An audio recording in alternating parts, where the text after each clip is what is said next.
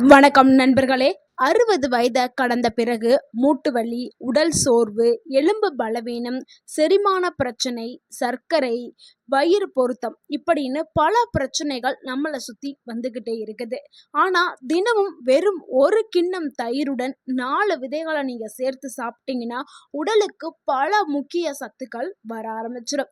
இந்த வீடியோல பார்க்கக்கூடிய அந்த 4 விதைகள் என்ன, தயிர் எவ்வளவு எடுத்துக்கிறணும், ஒரு நாளைக்கு எவ்வளவு தயிர், ஒரு நாளைக்கு எவ்வளவு அந்த விதைகளை உட்கொள்ளலாம் அப்படிங்கிறத இந்த வீடியோவில் பார்க்க போகிறோம். எப்படி அதை தயாரித்து எப்படி சரியான முறையில் சாப்பிடணும், யாரெல்லாம் இதை எடுக்கலாம், யாரெல்லாம் இதை தவிர்க்க வேண்டும், எந்த நேரத்தில் அதை சாப்பிட்டால் நல்ல பலன்கள் கிடைக்கும், எல்லாத்தையும் இந்த ஒரு வீடியோவில் நம்ம பார்க்க போகிறோம். ஸோ வீடியோவை ஸ்கிப் பண்ணாமல் கடைசி வரைக்கும் பாருங்கள்.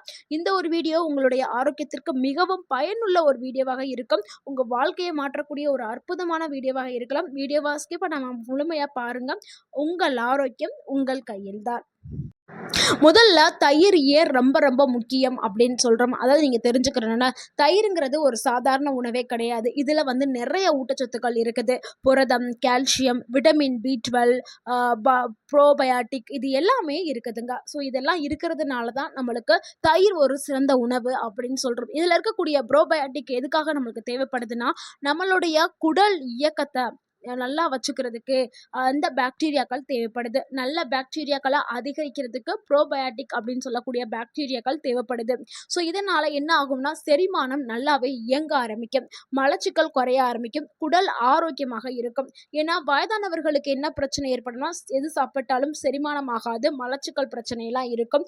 ஸோ அதெல்லாம் தடுக்கிறதுக்காக தான் நம்ம தயிர் எடுக்கிறோம். ஸோ தயிரில் நல்ல பாக்டீரியாக்கள் இருக்குது. இதனால் எளிமையாக செரிமானம் ஆகிரும், மலச்சிக்கலும் குறைய ஆரம்பிக்கும். இது கூடவே தயிரில் சில உணவுகளையும் சேர்க்க போகிறோம். ஸோ அந்த உணவுகளும் ரொம்பவுமே முக்கியமான உணவுகள் தான். ஸோ இது எல்லாத்தையும் சேர்க்கும் போது உங்களுக்கு டபுள் மடங்கு ரெட்டிப்பு பலன்கள் உங்களுக்கு கிடைக்க ஆரம்பிக்கும். தயிரில் அதிக அளவில் கால்சியம் இருக்கிறதுனால இது உங்களுடைய எலும்பு ஆரோக்கியத்திற்கும் பற்கள் ஆரோக்கியத்திற்கும் பயன்படுது. நம்ம முதல்ல பார்க்கக்கூடிய ஒரு விதை என்னன்னா வெந்தயம் தாங்க. வெந்தயம் ஒரு சூப்பரான உணவுங்க. வெந்தயத்தில் என்ன இருக்குதுன்னா, கரையக்கூடிய நார்ச்சத்துக்கள் இருக்குது, இரும்பு சத்து இருக்குது, மெக்னீஷியம் இருக்குது, ஆன்டி ஆக்சிடென்ட்டுகள் இருக்குது. வெந்தயம் சாப்பிட்றதுனால உடலில் ஏற்படக்கூடிய நன்மைகளை பார்த்துடலாம். இது ரத்த சர்க்கரை அளவை கட்டுப்பாட்டில் வைக்கிறதுக்கு பயன்படுது.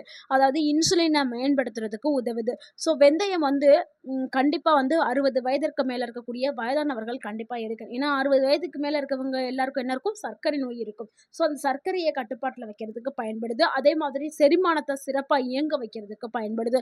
வயிறு உப்பசம், வாய்வு, மலச்சிக்கல் இது எல்லாத்தையுமே குறைக்கிறதுக்கு வெந்தயம் பயன்படுது. அடுத்து 3வது ஒரு விஷயம் என்னன்னா கொழுப்புங்க.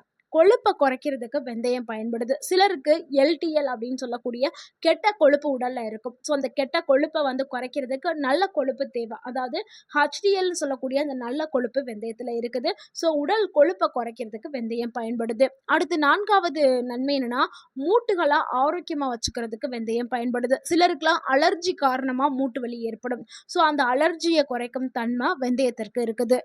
ஸோ எவ்வளவு அளவு வெந்தயம் நம்ம பயன்படுத்தணும்னா, 1/2 டேபிள் ஸ்பூன் வெந்தயத்தை தான் நம்ம பயன்படுத்தணும். ஸோ அதிகமாக எந்த உணவையும் எடுக்காதீங்க. அதிகமாக எடுத்துக்கிட்டால் சில ஆபத்துகளை அது விளைவிக்கும். சரியான அளவுங்கிறது ரொம்பவே முக்கியம். 1/2 டேபிள் ஸ்பூன் போதும். அடுத்து 2வது பார்க்கக்கூடிய விதை என்னென்னா, அதுதாங்க ஜீரகம். இதுவும் நம்மளுடைய சமையலறையில் ஈஸியாக எளிமையாக கிடைக்கக்கூடிய ஒரு உணவு தான். ஜீரகம் அப்படின்னாவே நம்மளுடைய உடலை சுத்தமாக வச்சுக்கக்கூடிய ஒரு பொருள். இது இதில் இருக்கக்கூடிய ஊட்டச்சத்துக்கள் என்னென்னா, இரும்பு சத்து, ஆன்டி ஆக்சிடென்ட் இதெல்லாமே இருக்குது. இது செரிமானத்திற்கு இயற்கையான சேர்மங்களை வச்சிருக்கு. இதனால ஈஸியாகவே செரிமானம் ஆகும். இதனால ஏற்படக்கூடிய நன்மைகள் என்னன்னா, உணவு நல்லாவே ஜீரணமாகிறதுக்கு ஜீரகம் பயன்படுது. வயிற்றில் இருக்கக்கூடிய வாய்வை குறைக்கிறதுக்கு பயன்படுது. பசியை சீராகிறதுக்கு பயன்படுது. சில ஆய்வுகள் என்ன சொல்லுதுன்னா, உடல் எடையை கட்டுப்பாட்டில் வைக்கிறதுக்கு ஜீரகம் பயன்படுது. ஜீரகத்தை எடுக்க எடுக்க நம்ம உடல்ல மெடபாலிசம் அதிகமாயிரும். நம்ம சாப்பிடக்கூடிய உணவுகள் எளிமையாகவே செரிமானம் ஆயிரும். அதே மாதிரி உடல்ல இருக்கக்கூடிய அந்த கொழுப்புகள் எல்லாமே கரைஞ்சு உடல் எடையை குறைக்கிறதுக்கு ஜீரகம் பயன்படுது. ஜீரகம் எவ்வளவு அளவு எடுக்கணும்னா ஜீரகத்தையுமே 1/2 டேபிள் ஸ்பூன் தான் பயன்படுத்தணும். அடுத்து 3வதா பார்க்கக்கூடிய ஒரு விதவை என்னன்னா அதுதாங்க எள்ளு. எள்ளுங்கிறது ரொம்ப ரொம்ப ஒரு முக்கியமான விதங்க. இது வயதானவர்களுக்கு கண்டிப்பாக சாப்பிடக்கூடிய ஒரு விதை. எள்ளு வந்து சிறிய விதையா இருந்தாலும் அதுக்குள்ள இருக்கக்கூடிய சக்தி மிக பெருசு. எள்ளுல அதிக அளவில் கால்சியம் இருக்குது, காப்பர் இருக்குது, மக்னீசியம் இருக்குது, ஜிங்க் இருக்குது, நல்ல கொழுப்பு அதிகமாகவே இருக்குது. ஸோ எள்ளுங்கிறது ஒரு சூப்பரான உணவு. கண்டிப்பாக எள்ளை வந்து எல்லாருமே பயன்படுத்தணும். ஸோ இதனால் ஏற்படக்கூடிய நன்மை என்னென்னா எலும்பை வந்து பலமாக வச்சுக்கிறதுக்கு எள்ளு பயன்படுது. மூட்டுகளுடைய ஆரோக்கியத்திற்கு எள்ளு பயன்படுது. இதயத்தை ஆரோக்கியமாக வச்சுக்கிறதுக்கு நல்ல கொழுப்புகள் தேவை. அந்த நல்ல கொழுப்புக்களை எள்ளு வந்து கொடுக்குது. ஸோ கெட்ட கொழுப்புக்களை கரைக்கிறதுக்கு நல்ல கொழுப்புகள் தேவை. அடுத்து முடி மற்றும் தோலை ஆரோக்கியமாக வச்சுக்கிறதுக்கு தேவையான தாதுக்களை வந்து எள்ளு வந்து கொடுக்குது. ஸோ எள்ளு வந்து ஒரு சூப்பரான உணவு, ஆனால் அளவோடு எடுத்துக்கிறங்க. எள்ளை வந்து 1 டேபிள் ஸ்பூன் பயன்படுத்துங்க. அடுத்து நம்ம 4வதா பார்க்கக்கூடிய ஒரு விதை என்னன்னா அதுதாங்க சியா விதை. சியா விதைனா நிறைய பேருக்கு சிலருக்கு தெரிய வாய்ப்பில்லை. சியா விதைங்கிறது இப்போ ரொம்பவே பிரபலமான ஒரு விதையாக இருக்குது. ஸோ எல்லா இடங்கள்லையுமே இந்த விதை அவைலபிளாக இருக்குது. இது பார்ப்பதற்கு கீரை விதை மாதிரி இருக்கும், ஆனால் இது கீரை விதை கிடையாது. நிறைய பேர் என்ன கேட்குறாங்கன்னா சப்ஜா விதையான்னு கேட்குறாங்க. சப்ஜா விதைங்கிறது வேறு, சியா விதைங்கிறது வேறு. சியா விதை ஆன்லைனில் கிடைக்கிது, சூப்பர் மார்க்கெட்டு இந்த எல்லா இடங்கள்லையுமே சியா விதைகள் இருக்குது. இந்த சியா விதைகளில் என்ன இருக்குதுன்னா இதில் ஒமேகா 3 கொழுப்பு அமிலங்கள் இருக்குது. அதனால தான் இந்த விதைகள் வந்து ரொம்ப ஒரு சூப்பரான உணவாக கருதப்படுது. உலகம் முழுக்க வந்து இந்த உணவை வந்து ஒரு சூப்பர் ஃபுட் அப்படின்னு சொல்கிறாங்க. அந்த அளவுக்கு இதில் ஒமேகா 3 ஃபேட்டி ஆசிட் இருக்குது, நார்ச்சத்து இருக்குது, புரதம் இருக்குது, கால்சியம் இருக்குது, மெக்னீஷியம் இருக்குது. ஸோ இது எடுக்கிறதுனால என்ன நன்மை ஏற்படும்னா நீண்ட நேரம் வயிறு நிறைந்த ஒரு உணர்வாக கொடுக்கறதுக்கு சியா விதைகள் பயன்படுது.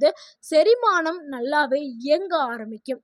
அதே மாதிரி இதயத்திற்கு ஆரோக்கியத்தை கொடுக்கக்கூடியது இந்த சியா விதைகள். இதுவும் உடல்ல இருக்கக்கூடிய கெட்ட கொழுப்பை கரைக்கிறதுக்கு இது சியா விதைகள் பயன்படுது. ஸோ உடல் எடையை குறைக்கணும்னு நினைச்சாலும் சியா விதைகளை வந்து உட்கொள்ளலாம்.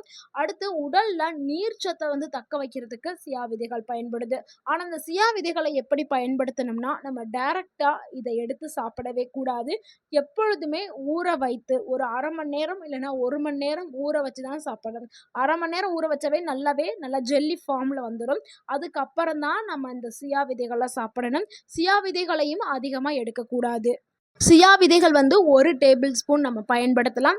ஆனால் ஒரு நாளைக்கு 1 டேபிள் ஸ்பூன் தான் எடுக்கணும். அதுக்கு மேலே எடுக்கக்கூடாது. அதுக்கு மேலே எடுத்தால் அது ஆபத்தான விளைவுகளை ஏற்படுத்தும். அதே மாதிரி ஊற வைத்து மட்டுமே தான் பயன்படுத்தணும். நல்ல ஞாபகத்தில் வச்சுக்கிறோங்க. சியா விதைகளை பயன்படுத்தும் போது ஊற வச்சு மட்டும்தான் பயன்படுத்தணும். எப்படி இது எல்லாத்தையும் கலந்து சாப்பிடுவது அப்படிங்கிறத பார்த்துடலாம். ஒரு சின்ன கிண்ணத்தை எடுத்துட்டு அதில் தயிரை போட்டுருங்க. தயிரை ஃபஸ்ட்டு போட்டுட்டு அது கூடவே 1/2 டேபிள் ஸ்பூன் வெந்தய பவுட்ரு. ஏன்னா வெந்தயத்தை நீங்கள் நல்லாவே வறுத்து அதை பவுட்ரு பண்ணி வச்சு 1/2 டேபிள் ஸ்பூன் வந்து யூஸ் பண்ணுங்க. ஏன்னா வெந்தயத்தை நம்ம பச்சையாக வந்து தயிரில் போட்டு நம்மளால சாப்பிட முடியாது. அதனால தான் வெந்தயத்தை பவுட்ரு பண்ணி நம்ம யூஸ் பண்ணுறோம். அதாவது வெந்தயத்தை வறுத்து பவுட்ரு பண்ணி 1/2 டேபிள் ஸ்பூன் வந்து தயிரில் சேர்த்துக்கிறோங்க. அது கூடவே ஜீரகத்தையும் நீங்கள் பவுட்ரு பண்ணி, ஏன்னா ஜீரக பவுட்ரு வந்து அவைலபிளாக இருக்குது, அதை வந்து 1/2 டேபிள் ஸ்பூன் ஆட் பண்ணிக்கிறோங்க. அதுக்கப்புறம் வறுத்த எள்ளு வந்து நம்ம எடுக்க சொன்னோம்னா 1 டேபிள் ஸ்பூன், அதை எள்ளை வந்து லைட்டாக வறுத்துட்டு 1 டேபிள் ஸ்பூன் வந்து சேர்த்துக்கிறேங்க. ஊற வைத்த சியா விதைகளை 1 டேபிள் ஸ்பூன் எடுத்துக்கிறேங்க. ஸோ இந்த 4 விதைகளையுமே அந்த ஒரு கிண்ண தயிரில் வந்து நல்லாவே மிக்ஸ் பண்ணிவிட்டு நீங்கள் விருப்பத்துக்கு ஏற்ற மாதிரி கருவேப்பிலை, மிளகு, இல்லை உப்பு இதெல்லாம் சேர்த்து நீங்கள் சாப்பிட்லாம். ஸோ இந்த மாதிரி தயிர் கூட இந்த 4 விதைகளை சாப்பிட்டுட்டு வாங்க, நல்ல ஒரு ஆரோக்கியமான பலன்களை நீங்கள் பெறலாம். ஸோ இந்த உணவை எந்த நேரத்தில் சாப்பிட்லாம்னா நம்ம காலை உணவாக நம்ம எடுத்துக்கலாம். காலை உணவு சாப்பிட்டுட்டு அதுக்கப்புறம் இதை நம்ம எடுத்துக்கலாம். இல்லைன்னா மதிய உணவு சாப்பிட்டு அதன் பிறகு இதை எடுத்துக்கலாம். ஆனால் இரவில் வந்து அதிகமாக சாப்பிட வேண்டாம். ஏன்னா இரவில் வந்து சாப்பிட்றது அவ்வளவு நல்லதல்ல. அதனால காலையிலையும் மதியானமும் முடிஞ்ச அளவுக்கு எடுத்துக்கிறேங்க. வாரத்தில் 5 நாட்கள் வந்து எடுத்துக்கிறேங்க. தினமும் எடுக்க வேண்டாம். வாரத்தில் இப்போ 7 நாள் இருக்குன்னா 7 நாளில் தொடர்ந்து ஒரு 4 நாள் இல்லைன்னா 5 நாள் எடுத்துட்டு திருப்பி ஒரு 2 நாள் கேப் போட்டுட்டு திருப்பி மறுபடியும் நீங்கள் ஒரு 5 நாள் 4 நாள் எடுங்க. ஸோ இந்த மாதிரி நீங்கள் எடுத்துக்கிறங்க. இதை எடுக்கும்போது யாரெல்லாம் ரொம்பவே கவனமாக இருக்கணும் அப்படின்னா, தயிர் வந்து சிலருக்கு ஒத்துக்காது, சிலருக்கு சளி பிடிச்சிருக்கும். ஸோ அவங்க வந்து தவிர்க்கிறது நல்லது. சிலருக்கு பால் ஒத்துக்காது, ஸோ பாலும் தயிரும் ஒத்துக்காதுல, அவங்க தவிர்க்கிறது நல்லது.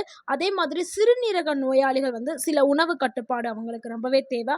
அவங்க வந்து இந்த உணவுகளை தவிர்க்கிறது ரொம்பவே நல்லது. அப்புறம் ரத்தம் உறையாமல் இருக்கிறதுக்கு மருந்து மாத்திரை சிலர் எடுப்பாங்க. ஸோ அவங்க வந்து சுயா விதிகளை உட்கொள்றத வந்து தவிர்க்கணும். அப்படி இல்லைன்னா நீங்கள் உங்களுடைய மருத்துவர்கிட்ட நீங்கள் ஆலோசனை பெறுறது ரொம்பவே நல்லது.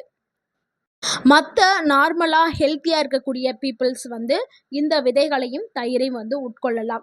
நண்பர்களே, உடலை ரொம்ப இளமையாக வச்சுக்கிறதுக்கு ஒரே ஒரு உணவால் முடியாது. ஆனால் சத்தான உணவுகளை நீங்கள் தொடர்ந்து எடுத்துக்கிட்டே வந்தால், அது கூடவே சரியான உடற்பயிற்சியும் நீங்கள் கொடுத்துட்டே வந்தீங்கன்னா நல்ல ஒரு ஆரோக்கியமான இளமையான ஒரு உடலை வந்து பெறலாம். அது கூட நல்ல தூக்கம், நல்ல தண்ணீர். நல்ல தூக்கம்ங்கிறது ஒரு நாளைக்கு 7லிருந்து 8 மணி நேரம் நல்லா தூங்கி எந்திரிக்கணும். ஒரு நாளைக்கு தேவையான தண்ணீர் வந்து 2லிருந்து 3 லிட்டர் தண்ணி எடுத்துக்கிறேன்னா, உடற்பயிற்சி வந்து நீங்கள் நடைப்பயிற்சி செய்யலாம், இல்லை ஸ்ட்ரென்தனிங் ஒர்க் அவுட்டும் செய்யலாம். நடைப்பயிற்சி செய்கிறதா 20லிருந்து 30 நிமிடம் நடைப்பயிற்சி மேற்கொள்ளுங்கள். ஸ்ட்ரென்தனிங் ஒர்க் அவுட் வந்து ஒரு 10 மினிட்ஸ் வந்து செய்யுங்க. ஆக மொத்தத்தில் ஒரு 30 நிமிஷம் தினமும் உடற்பயிற்சி மேற்கொள்ளுங்கள். அடுத்து மன அழுத்தத்தை குறைக்கிறதுக்கான சில ஆக்டிவிட்டீஸுக்கெல்லாம் செய்யுங்க. அதுக்கப்புறம் நல்ல உணவுகளை சாப்பிடுங்க. நீங்கள் ஆரோக்கியமாகவும் உடலை எப்பொழுதுமே இளமையாகவும் வச்சுக்கலாம். நண்பர்களே, இப்போ சொன்ன எல்லா டிப்ஸையும் நீங்கள் சேர்த்து ஃபாலோ பண்ணிங்கன்னா நீங்கள் எப்பொழுதுமே இளமையான தோற்றத்தோடு இருக்கலாம். இந்த வீடியோ உங்களுக்கு பயனுள்ளதாக இருந்திருந்தால் இந்த வீடியோவுக்கு ஒரு லைக் பண்ணுங்கள். இந்த வீடியோவை உங்களுடைய ஃப்ரெண்ட்ஸ் அண்ட் ஃபேமிலிக்கு ஷேர் பண்ணுங்கள். மறக்காமல் நம்ம சேனலை சப்ஸ்கிரைப் பண்ணுங்கள், சப்போர்ட் பண்ணுங்கள், கமெண்ட் பண்ணுங்கள். தேங்க்யூ ஃபார் வாட்சிங் அண்ட் வாழ்க வளமுடன். உங்கள் ஆரோக்கியம் உங்கள்